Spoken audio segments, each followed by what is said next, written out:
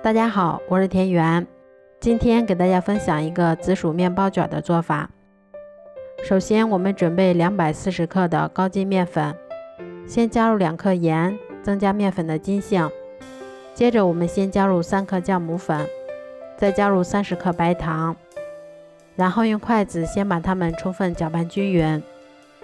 接着我们先加入30克融化的黄油，再加入150毫升的牛奶，然后用筷子先把它们充分搅拌均匀，一直搅拌成像这样没有干面粉的状态，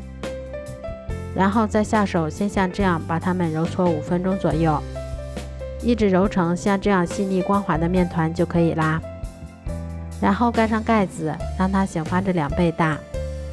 接着我们把300克去皮的紫薯先给它切成薄片儿，切好后把它们放到盘子里面，然后再把它们放到蒸屉上面，用大火烧开后转中火再蒸20分钟就可以啦。紫薯蒸好后，我们先把它倒入一个干净的小碗里面，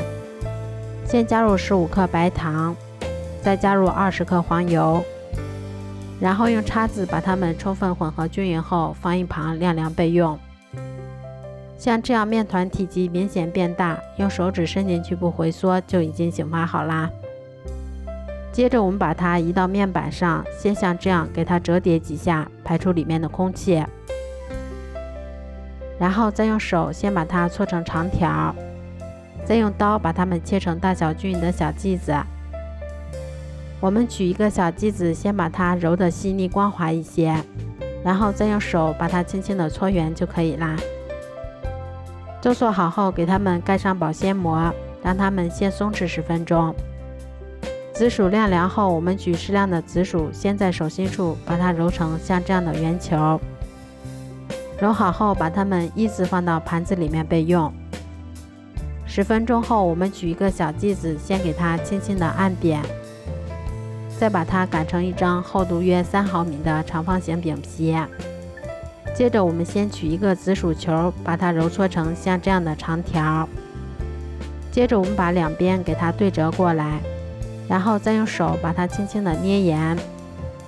然后再轻轻地按扁，再把它擀成一张厚度约3毫米的长方形饼皮。接着我们在饼皮上面先给它划上几刀，然后把它翻面后，再像这样把它慢慢的卷起来，把接缝处给它轻轻的捏严，这样我们的生胚就做好啦。都做好后，把它们依次放到铺有硅油纸的烤盘里面，然后盖上保鲜膜，让它2次醒发30分钟。